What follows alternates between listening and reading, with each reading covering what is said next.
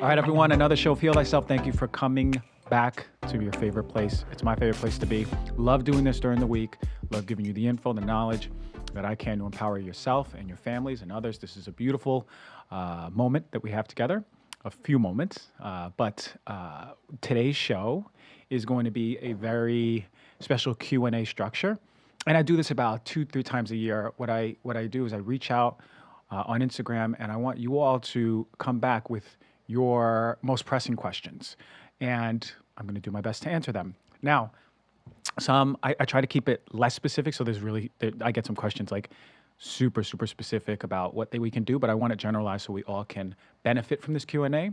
So take out your pad, take out your notes, take out your pen, whatever you need, and really jot down some stuff if it really resonates with you, because I really am going to enjoy this Q&A. This is really, answering these questions was really a treat.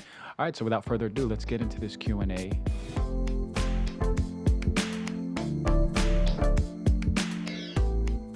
I love doing these Q&As because I get to engage with the audience and the community. And it's really important for me to be able to show up and answer some of these questions that may be, again, pressing and really important for you. All right, so I guess we'll just go. We'll dive right into it. All right, number one, can you ground anywhere? What if there are pesticides and you do not know? This is a great question because you know how much I talk about grounding. I've been at it for quite a while because there's so much benefit and it's so cheap, right? And it's so accessible for most of us. And so I've been speaking ad nauseum about it, but you also hear me speak about pesticides and what they do, right? And I would be remiss if I didn't take this opportunity to really start going into it, all right? So let's rewind a little bit back to grounding. Cheap, you can do it anywhere. Natural surface, as I mentioned, even in the cold, right? So talk to your doctor, especially if you have circulation issues, but you can also do it in the cold. I'm going back to New Jersey in a few weeks. I'm going to put my feet in the cold every single morning. I know there's snow out there. I'll put it on video. You ain't going to die. But if you do have circulation issues, check with your doctor. But what do we see? For grounding, we see improvements in pain, reduction in inflammation, balancing of stress hormone and the nervous system, helping bring antioxidants to the body, therefore reducing inflammation, as I mentioned, helping improve sleep by way of balancing the circadian balance, that rhythm that we have naturally, that we get from different signals in the environment that tell our body clocks how to function. Well, then it's going to improve our sleep. Protects against EMFs. This is via something called the umbrella effect, but it's going to protect us from all of those EMFs that we have. The Wi-Fi in our house, that new tower that they built in front of our house, we're all being inundated. What the effects are, we don't know, but we are being inundated with EMFs. So really important to protect ourselves. The mechanism is in the Earth's negative effects. We act as a conductor.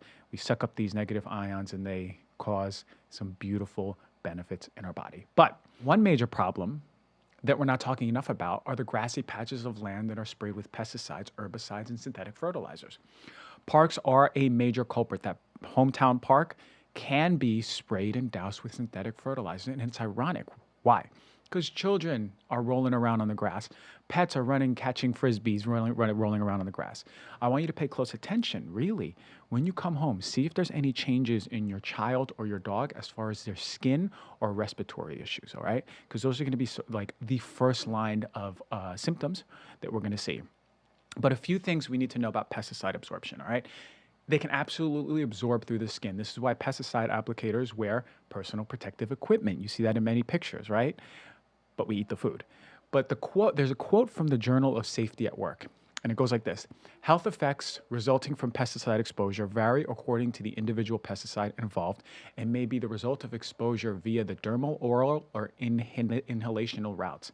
However, dermal exposure, skin, is the most relevant route of exposure for pesticide applicators, okay? So really, if we're exposed to not all, but certain pesticides on our skin, it's gonna suck it up and put it into our blood, okay?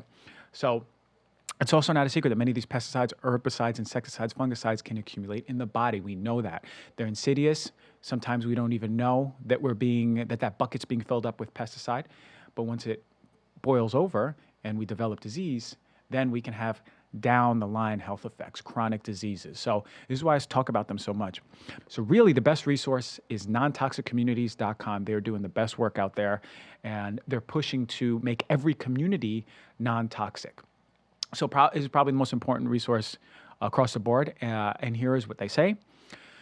We believe that all communities have the right to be healthy.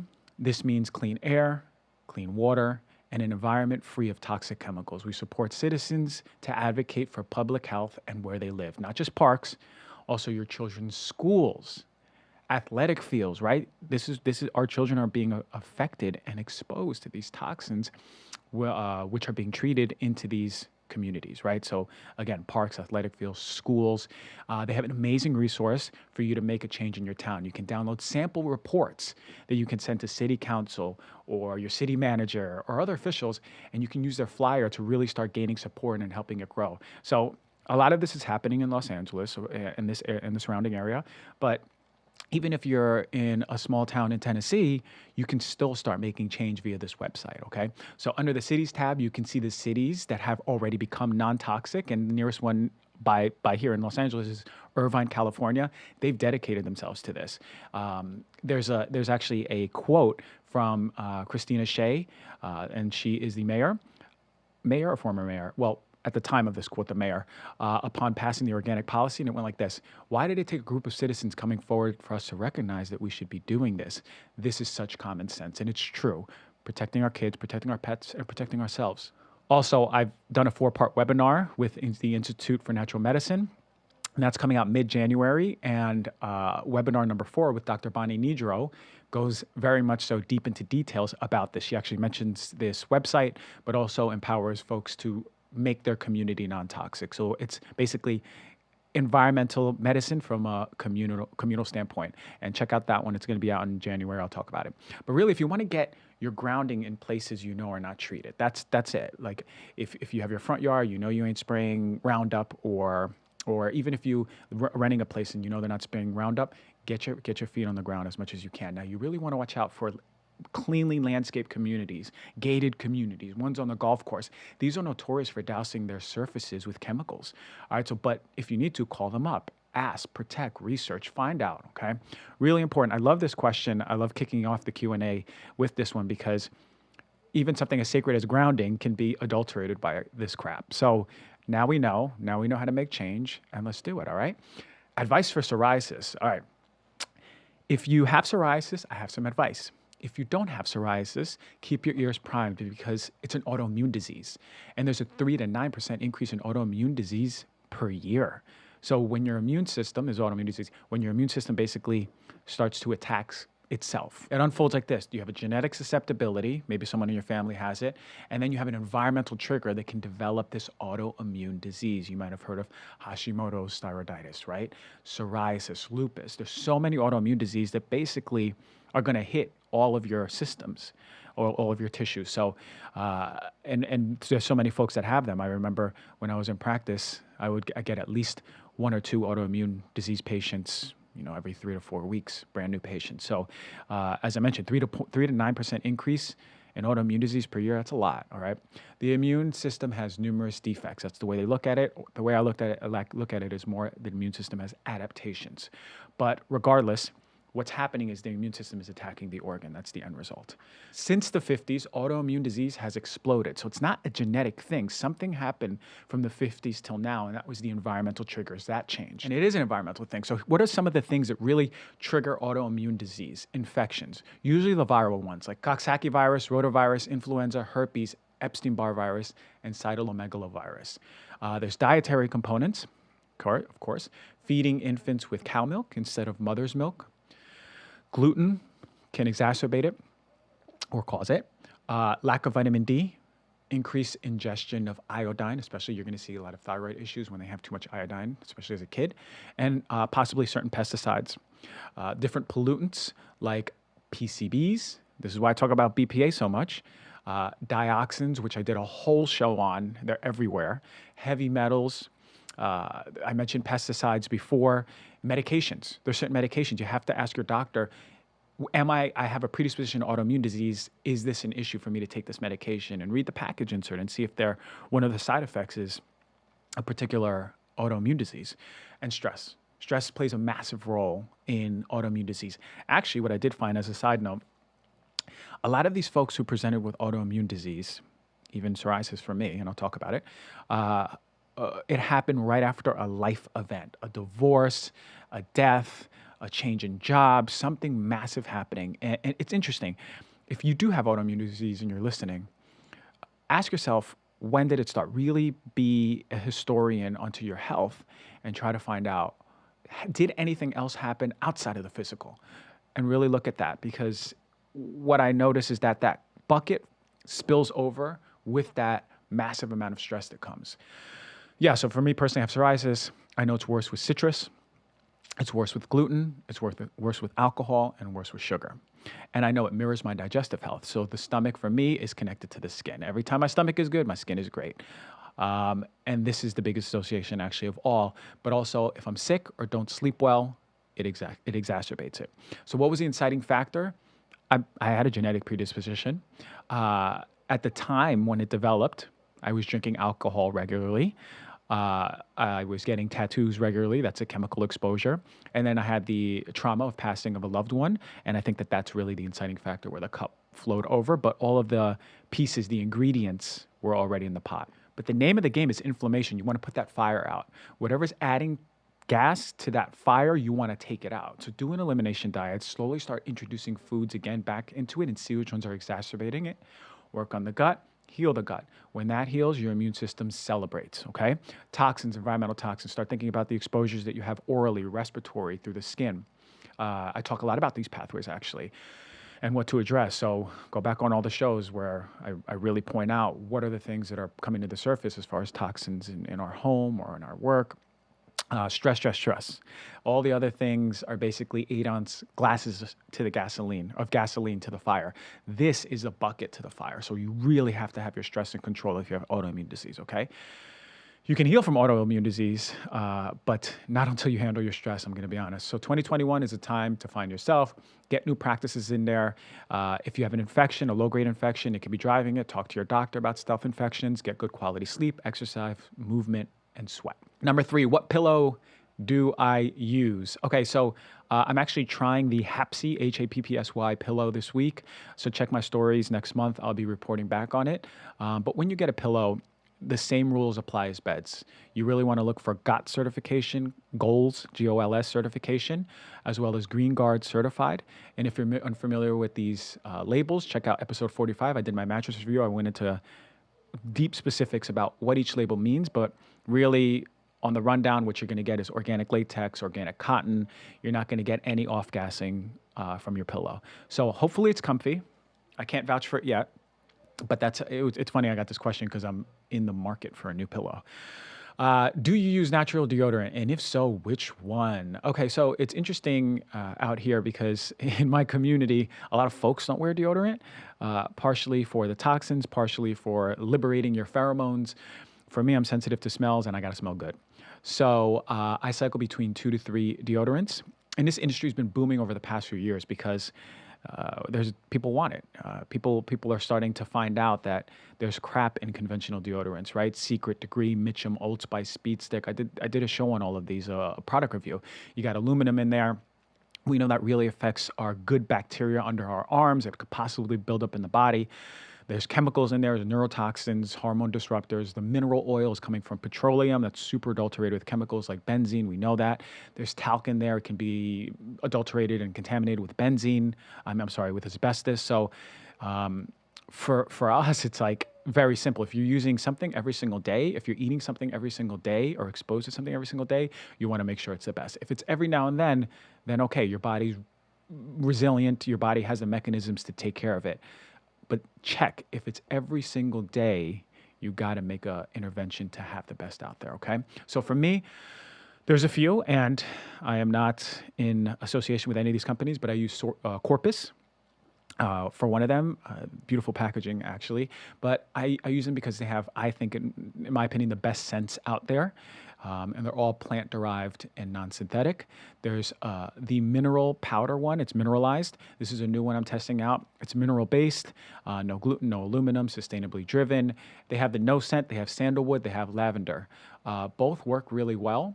Corpus is a stick. Mineralized is a powder with an applicator. Mineralized keeps me drier than Corpus, but Corpus at this point smells better. These are the ones that I really use the most. I will have the Schmidt sensitive skin one there too as a backup in case I ever run out. I also like the All Good deodorant. Tom's of Maine is very popular, but I think it can be better. And I go into more details on episode number 8, one of the first episodes I ever done, in reference to how it can be better. So in any case, if you don't have any of these deodorants, but you have one that you really like, check it on the Environmental Working Group Skin Deep database, go to the deodorant sections and explore which ones are the best. Basic fundamentals for teaching adolescents overall wellness, mind, body, and spirit. Great question, right? Because it's the kids, right? The youth that we want to get to learn health so they grow up and then teach their youth, and that's how we make change, right? So 100%, my first intervention would be to reduce screen time to about 2 hours max a day. We know that it changes over 7 hours. It changes specific parts of the brain with adverse effects to a child, but I would cap out at 2 hours. Get children outside as much as you can, barefoot, exposed to the sun. Get them outside to forest bathe.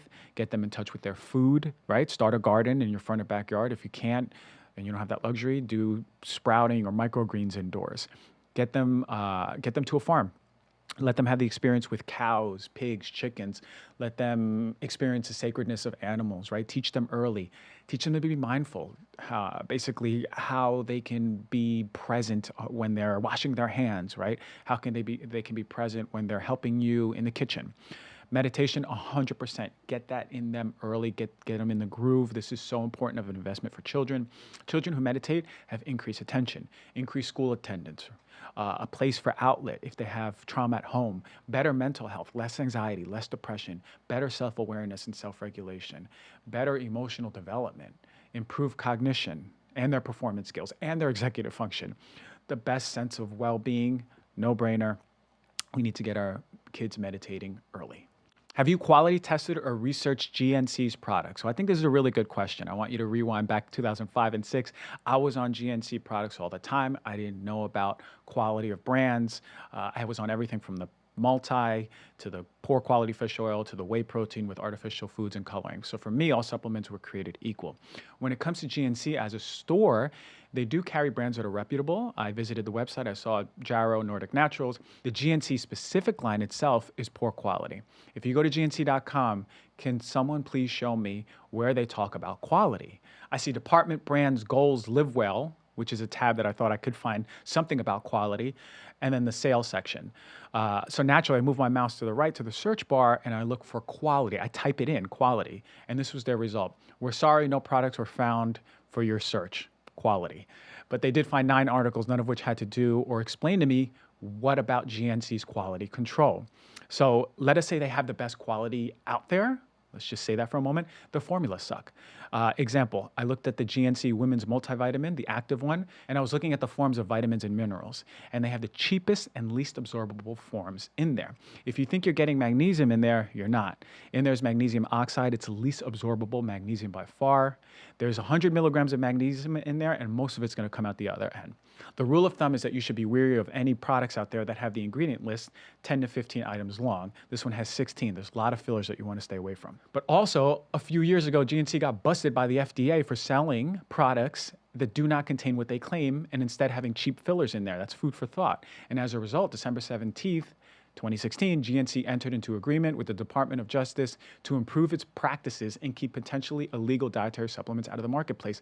That cost them $2.25 million. So GNC for supplements, I'm recommending to avoid at all costs. Instead, go to Whole Foods, Pharmaca, Sprouts, hit up their online stores. You may find some really good stuff there.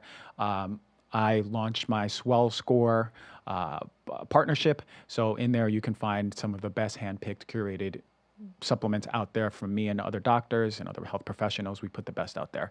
Really, anything's going to be better than GNC. All right. Ways to reduce panic attacks. All right. The way I think of them is like this. They don't just come here, right? There's a train of thought that drips into a bucket over time that finally spills over and you have a panic attack. So for one, pay close attention if you're being mindful. Look to see if you are day to day, every day, what are you doing, right? Because every day is the opportunity to be 100% and fully what you're doing. If you are, washing the dishes, for example, but you're thinking about the bills that you need to pay or what someone said to you at work or something from the past, you're not being mindful. What I'm submitting is that everyone here be 100% into what they're doing, right? The no thinking part. So now you're 100% in the now. Number 2, the breath work. If you're having panic attacks, you may find that the time leading up to it, your breath was not deep. You may have been holding your breath. So breath is the fastest thing to avoid the panic attack and get you out of a panic attack. So breath work. And when you're used to breath work, even if you're in the panic attack, you can go back to your tools, right? So start working on different breathing. There's box breathing, there's Wim Hof breathing, there's Buteyko breathing.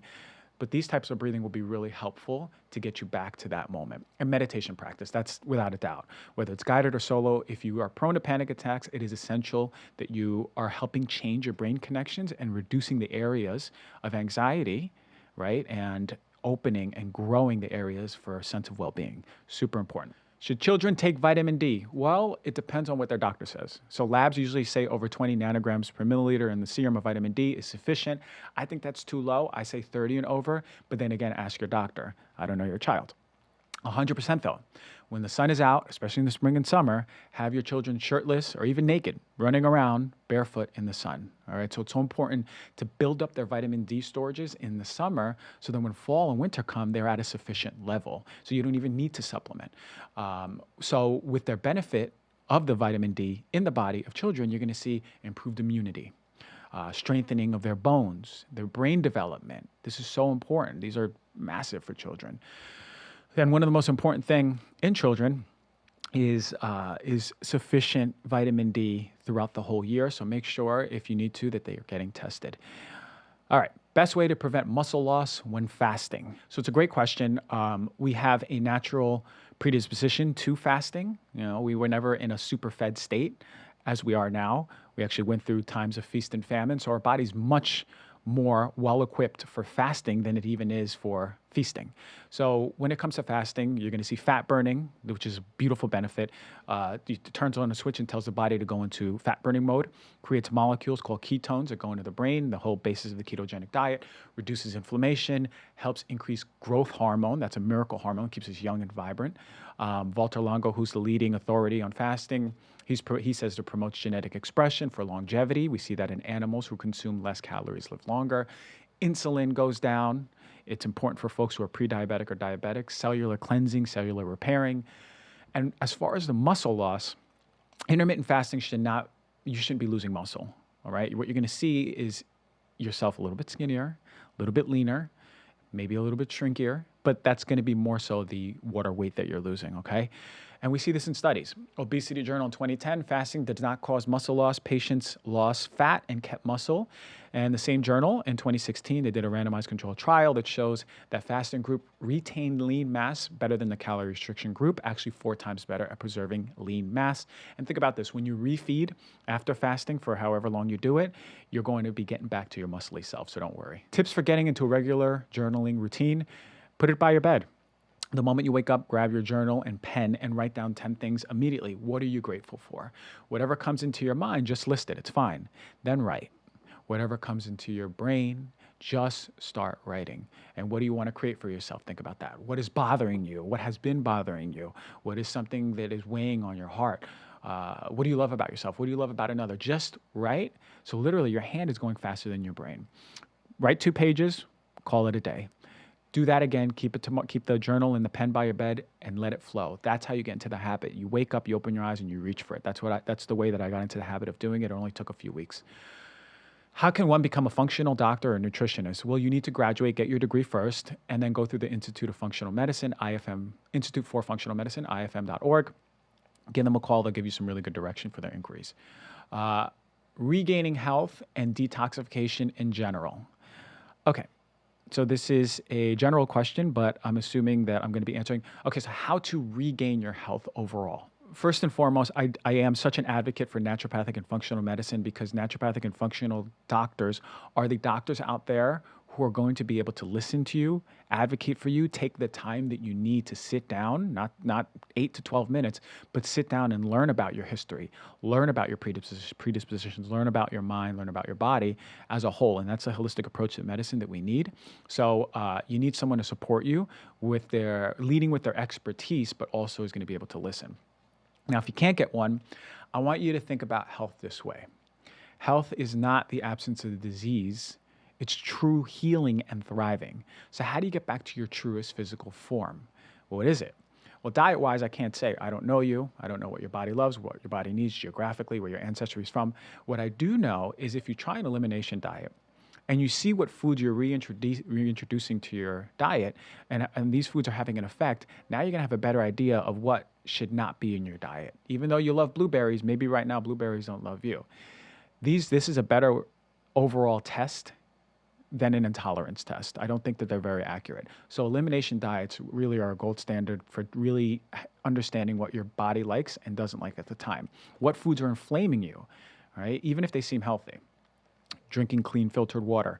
Did a water episode, 2 parts, 1 and 2. Go back and listen to that if you haven't. But what water filters out there? You want clean water, devoid of all of the chemicals in there, all the pharmaceuticals, all the hormones, all the things that are affecting us. We want it out, okay?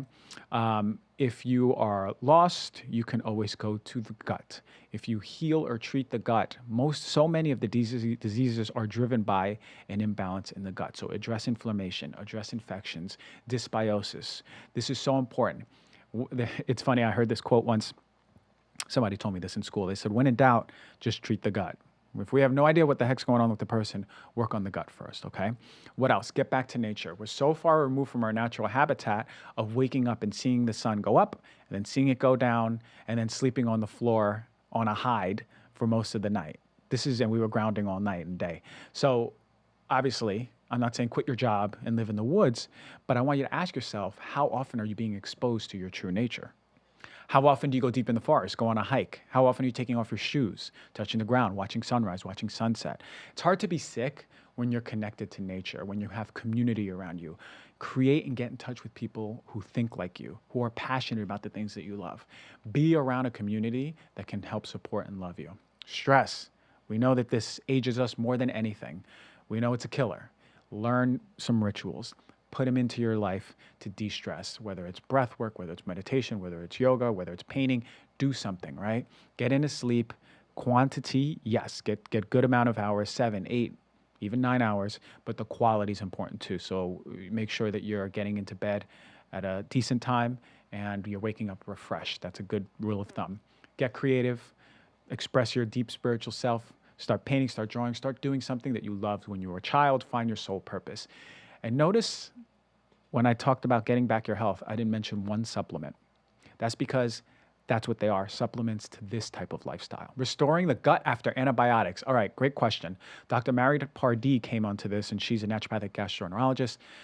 And she came into the show and spoke about antibiotics, and it was on her first go around because she was here twice. And yes, antibiotics will affect the gut, but most of the time it bounces back, especially when you have one course of them. But if you have multiple courses, well, that can have a detrimental effect and can be permanent long-term, especially if you're a child on multiple courses of antibiotics. It makes me cringe how overused they are. So think about probiotics like this. They don't lay down roots and become permanent residents in your gut. They're more like passengers in a city with messages to better the population. The population as a whole can become healthier as a result. So with the course of antibiotics, talk to your doctor about what specific strains of probiotics they recommend to take. Make sure you're eating lots of prebiotic foods like jicama, chicory root, dandelion root, apple, onions. You can go on Google and type in prebiotic foods and see the whole list. Make sure you're eating and upping all of your fermented foods, tempeh, sauerkraut, kefir, miso, etc. Think about possibly taking a gut healing powder with some demulcents and intestinal supporting nutrients and herbs. Again, ask your doctor. And I love Zach Bush's Ion Biome. I take that consistently every single day, not an affiliate, but it's important because it helps maintain the communication network in the gut, which is the basis of gut health and all of health, actually. And go back and listen to his show. He talks about a little bit about it too. So amazing, amazing stuff. All right, the best thing to support lung health. Great question, especially in this time. Vitamin C, it protects DNA, it protects RNA, it's an antioxidant, it reduces reactive oxygen species. Those are what's causing localized inflammation in the lung, particularly if you have an infection. Vitamin C is immunomodulatory, meaning that it helps balance the immune system, especially, let's say, for example, the white blood cells, leukocytes and lymphocytes and macrophages. They all tend to have high amounts of vitamin C in concentration in them. They love it. They suck it up. So if you want to support your white blood cells, make sure you're getting in a sufficient amount of vitamin C to improve how they target, how they gobble up infected cells, how they kill infective agents through their own mechanism of oxidation, and they can support proliferation of other good white blood cells. So this is where vitamin C plays an important role. And if you're low in it, I would actually make sure that you up it. So eat your vitamin C rich foods. And you ask your doctor if it's indicated for supplementation.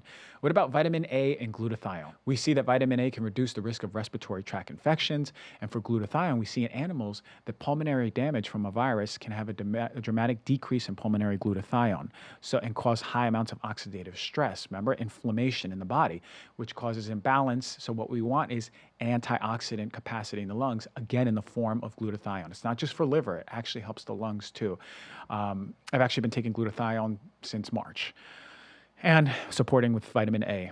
Mucin is a structural protein in the lungs that helps protect, yes, it helps protect the structure. It helps remove buggers from the lungs via the cilia. And what supports mucin? Prebiotic foods. I just spoke about prebiotic foods. Acne for someone who has changed their diet, supplements, gut healing, and stress. So these are the intervention that this young lady has done. What I would ask, aside from those, is, are you pooping? Hormonally driven acne, you got to be pooping to avoid the recirculation of those hormones. And it's very, very important. So if you're not, then that would be the next intervention. Well, what about your exposures, particularly to plastics? Where does your water come from? Is it coming from water bottles, or is it coming from a filter that's purifying it? What about your home air quality? Lots of hormone disrupting chemicals are there. Furniture, beds. Do you have an air filter in your home? What about hygiene of your pillowcases, of your sheets, of your makeup brushes? I got to ask yourself that. Stress level. Cortisol is a major trigger to the sebaceous gland that's releasing that oil that the acne bacteria is eating up. So again, what's your stress level like? Are you handling your everyday stress? And you could try an elimination diet. Again, I spoke about it before. See what foods are really inflaming you that you're eating that you may think are healthy for you. Favorite shadow work exercises. So shadow work is basically facing your deepest, darkest demons. I don't like to call it shadow work. I just say it's unhealed work, because shadow work really implies that there's real darkness, and which has negative connotations. But regardless, one of the best things I found for finding that part of you, aside from the rituals, right? Aside from meditation, alone time, journaling, just really being alone in solitude is, for me, the number one way. And we don't like to be in solitude. We actually find distractions to be out of solitude, but in solitude is where we can face these dark shadows, as we say, or as I say, unhealed work. And when I say solitude, it means being away from electronics and being by yourself and letting the things that you need to come up. And they have a lot of these meditation retreats, silent meditation retreats, which actually makes a lot of people cringe, because you're literally for 5 days, 7 days, 10 days alone. Well, you're with people, but you're not talking. You're not allowed to talk. And you're just meditating 3 times a day for hours. If you really want to really fast track this shadow work or unhealed work, that's a way to do it. Vipassana, it's called. Best supplements for joint health. The best supplements for joint health are not in a bottle. Exercise and movement is going to bring blood flow and nutrition to strengthen the joint and the structures around them. So you really want to make sure you're moving a lot. Get off the inflammatory foods and check for insulin insensitivity and your blood glucose. These are going to be factors that are going to be detrimental to your joint integrity. Go back to episode 46. Dr. Tina speaks about this in depth. There's also a question about degenerative disc disease. I would do the same thing. Go back to Dr. Tina. She was talking about joints, muscle, inflammation, everything you need to know about the musculoskeletal system and what we need to do. Dr. Tina covered it. All right, fasting and high cortisol. So this is someone, for someone who has high cortisol diagnosed and we see it, fasting may be contraindicated, but also if you have blood sugar issues, prone to fainting, possible thyroid issues, this is important for us to make sure that fasting isn't necessarily for everyone. You got to talk to your doctor first, but take a Dutch test. The Dutch test, go to Carrie Jones' page, and she speaks a lot about the Dutch test. And what you're going to be able to see is not only your day-to-day cortisol rhythm, right, morning to night, but you're going to see if chronically high levels of cortisol have caused a shift in how cortisol is metabolized in the body, you can also see that too. So not only acute cortisol in the body, but how depleted is your body by stress, you can also see that too. Take the Dutch test. When and at what time should breakfast be? I'm going to combine it with this question too. What products should breakfast contain? All right, so when it comes to breakfast, it depends on you, right? I don't eat my breakfast until like 11:30, 12. I fast for the first 3 or 4 hours from me being up. It's important for me to do intermittent fasting, and I don't have any conditions that would cause me not to. But it depends on you, right? If your body is calling, make sure you're at least getting 14 to 16 hours between your last meal and your first meal. That's important. But after that, it's up to you. I would say products in breakfast depends on the person. For me, I need a protein-rich breakfast, which will keep me full for a while. But I always go fruit heavy too. So most of my fruits are consumed before 1 p.m. I eat a lot of berries. I eat a lot of raspberries, a lot of blackberries, strawberries, whatever it is. I have the fruit in the morning, wait a little bit, and then do some movement, walk, and then I'll have a smoothie with some vegetables, with some fruit, and with some protein powder. All right. Someone's asking about kombucha. Kombucha, it's my least favorite of the fermented foods. Particularly because it's processed, and some of them are processed, and they tend to be high in sugar. If you can find a low sugar kombucha, great. I know kombucha used to be really helpful for me when I felt like I was gassy. I would just burp up a lot of this gas because kombucha was liberating and moving around things. But regardless, when it comes to kombucha, I always go organic and look for the lowest sugar one. Top 5 fruits and veggies to eat. Well, it depends on where you're coming from. If you're talking about antioxidant-rich ones, think about, how about this? I'll name top 5 fruits and veggies that I think are essential for a person whose body loves to eat it. Kale, or any leafy green, is going to be really important for getting very particular nutrients in our body, including chlorophyll. Blueberries, really important, or any berries, but let's start with the blue. Really important, antioxidant rich. Remember, I spoke about oxidation negating the oxidative effect.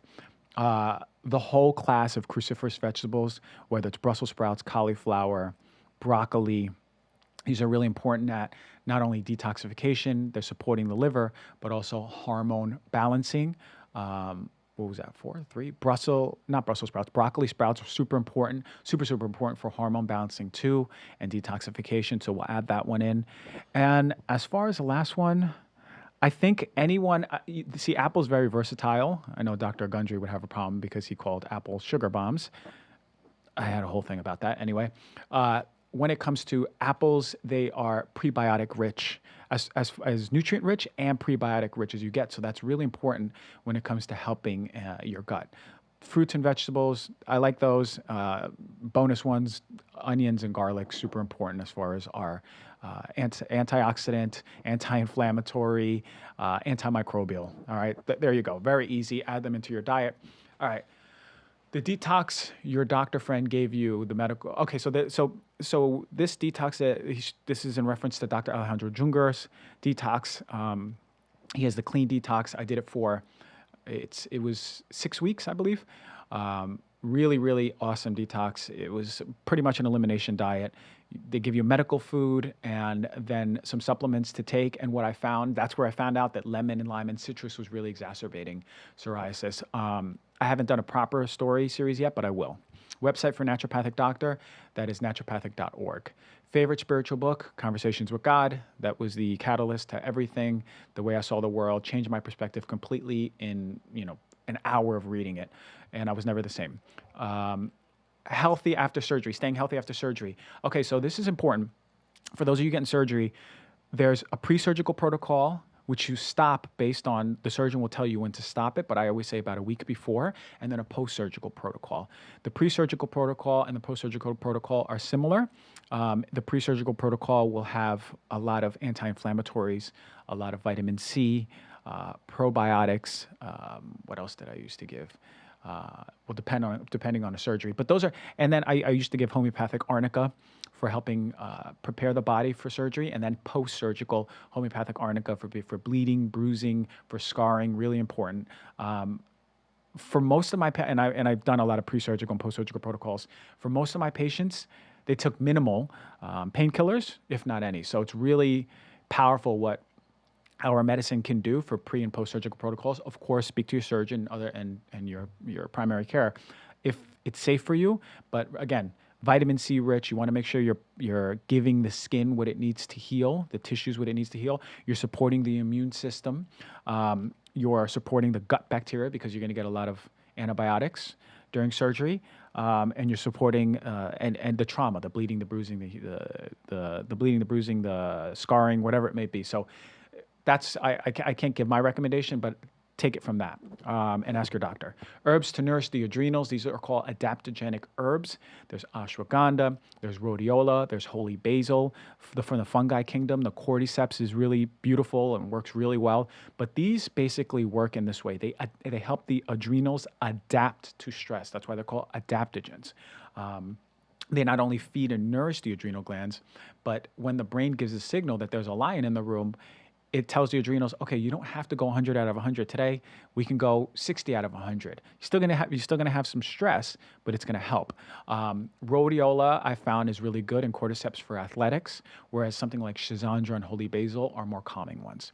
Are electrolytes essential for water? Depends. If you're filtering your water by way of reverse osmosis, absolutely. You can add in the Quinton minerals, which is something that I use. I really like them. Non-toxic sofas and dining tables, really hard one. There's no store that is selling non-toxic sofas and dining tables.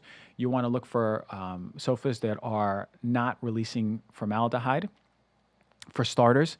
But you can type in non-toxic sofas or dining tables, which are using pressed plywood and glues and adhesives that are off-gassing. So you would find them individually, is what I'm saying. You wouldn't find them on just one website. All right, is it unhealthy to have a dog sleep in the bed? This is a good question. I haven't really thought about ever. I don't have a dog, but I do love dogs. I would say it wouldn't be a good idea. There should be the boundary between, because if you think about a dog, their feet, their mouth, their fur is trapping all of these volatile chemicals or particles that are from outside and coming in. So unless you're really cleaning your dog thoroughly, I wouldn't put him in the bed. You have to think about it this way. Shoes should never be in the house for the same reason. And there's studies that show the amount of toxins that come in from shoes. So I'm sorry, canine doggy, you can't be in the bed. How do I make my matcha in the morning? Well, I use peak tea matcha. Basically it's part of my ritual. So I'll warm up some water on the stovetop, and then I'll put the water into my mug, drop in the particles, the green tea particles, the crystals. I'll mix it up with my frother. I'll add in, most of the time I'll add in almond milk or oat milk or coconut milk. I'll sweeten it with a little stevia, froth it again, and I'll drink it warm. It's part of my every single day ritual, and I feel great. All right, leather soles for grounding, those won't work. You got to put your bare feet. Vegan protein a day for kids and adults. I don't know the kids level, only the adults. Adults should be 0.8 grams of protein per kilogram for the adult. But if you're super active, I would go towards 1 gram of protein per kilogram. So it depends. But there is a fallacy that we need much more protein as vegans. But if you look at the end of the day, or you have a calculator and you put in the foods you eat, you're going to see you're getting almost all your amino acids. Are parasite cleanses worth the hype? Maybe. Not necessarily. There's so many commercial ones that are not real, but we are exposed to parasites 100%. If you eat fish, you're more likely than not. If you eat sushi, you definitely have been exposed to parasites. But when it comes, and I did the whole show on parasites, speaking about where they're from, how do we get them, the health effects, and how to get rid of them. But there are some, if you have the symptoms of parasites, which again, listen to the show, I listed all of them. If you have some symptoms of parasites, then a cleanse may be worth it, but not in the traditional way that it's sold conventionally. You want a naturopathic or functional doctor to construct a proper cleanse for you with the best of the best out there. All right, cheapest way to test for hormones. Well, you can go to your doctor. They can test for serum testosterone or estrogen, estradiol, but they'll be able to that's probably the cheapest way. Insurance may cover it, but you also want to do a Dutch test. That's the most comprehensive way. If you want cheap, that's the way to do it. You want comprehensive, that'll show us everything, go with a Dutch test. Best baby formula, I did a show on this. I think Holly still is the best one, but when I say best, it still needs a lot of work. Manifestation tools, journaling, rituals basically, journaling, affirmations, gratitude, breath work, being by yourself and understand what is it that you want to manifest and how powerful are you to manifest. So you got to be mindful and intentional about it. That's the way you do manifestation tools. Any chance you'll be able to make this episode into a blog? Well, what we're thinking about 2021 is to just put together a file where all of you can access the information on all the things that I've reviewed. But really the Swell Score marketplace, which we've launched, the Swell Score, is growing to be pretty much everything that I've mentioned on this show on the website, a lot of which is already there. Reflux from too much fiber. Yes, you can absolutely have reflux from too much fiber. Go fiber low for about a week and see if your reflux gets better. But the thing about fiber is it's very dense and you can eat a lot of it and your stomach may be particularly sensitive to it. So just go down on it. And then when you build back up fiber, go up 5 to 10 grams per week. Go very slow and let your body, let your microbiome adjust, okay? Organic bed sheets, I use California Design Den. Always exhausted, what to fix first? Go back to the question about getting back to nature. You want to get to the roots of your true natural state first and then see how things improve. What is the cause of exhaustion, right? If you're always using your brain energy to scroll through a phone all day, that's going to exhaust you, right? So go back to your roots and then after that go, damn, well, I'm still exhausted. Well, then that's when you explore it. Look for a functional doctor, a naturopathic doctor. The best question to ask when shopping for a naturopathic doctor, well, did they go to an accredited school? A naturopath and a naturopathic doctor are different. So you want to see that they went to an accredited school. Check out the American Association of Naturopathic Physicians, naturopathic.org. In that search bar, you'll be able to find accredited naturopathic doctors who graduated from accredited schools. Dealing with eczema, any tips? Eczema, again, get to those roots, do an elimination diet. There's a lot of foods that can really exacerbate it, particularly gluten and dairy. Think about if you're going to the bathroom, pooping is going to be paramount when it comes to skin health. So really important. Again, look for those inflammatory foods. I've found some clients who their eczema was connected to their gut health and their parasitology. So we've done some parasite cleanses that have helped people with eczema. I've heard it, I've seen it. But then again, always focus on the gut too. There must be gut dysfunction if there's skin dysfunction, all right? How to heal uterine fibroids and avoid surgery. So whether you have cystic breast or uterine fibroids, very important. The thing about surgery is it doesn't address the root cause. If it cuts out uterine fibroids, that does nothing to what is causing uterine fibroids. What you really want to look for is estrogen dominance, hormone disruption. Again, getting back to the Dutch test, you'll be able to see, okay, look at where my estrogen is, look how I'm breaking down estrogen, and I have fibroids. Now I'm going to get surgery, the fibroids get cut out, and guess what? We didn't address the hormones, so then what happens in the breast? Well, potentially then you get cystic breast because the fibroids are still, the signal is still telling the body, it's a hypersignal, they're telling the body to grow those fibroids, grow those cysts. So get to your hormones before you get the surgery, unless you really need the surgery. I can't say don't take the surgery unless you really need it, then get it. But address the hormones if you can. Getting the taste and smell back after the virus. I won't even say the name. Zinc. Ask your doctor about utilizing zinc to help you get your taste and smell back. Heal thyself in Spanish, por supuesto. Espera poquito porque me voy a hacer uno de estos shows. There you go, there's my Spanglish. Uno de estos shows en español. And best vitamins for children. The best vitamins for children is nature. Go back to what I was talking about, children getting in touch with nature, having them run naked or shirtless around the grass, barefoot, sun, seeing the sun come up, rolling around in the dirt. That's the best vitamins for children. All right, that's the Q&A. We went through them all. I pretty much answered every single one I could. So But what a pleasure it is to connect with the audience in this. I feel like you're all here in the room and just raising your hand, and we're just going. So I'm really happy that that you all submitted questions. I really hope this helped. I tried to keep it as general as possible so it can help every single person. So thank you for taking the time out of your day. As always, please rate, please review, please subscribe. Put our show up on the map. This is going to be like number 1 2021. We got this. I know it. It's going to be a vibe, but I really appreciate you all for showing up. Thank you so much, and I'll see you next week.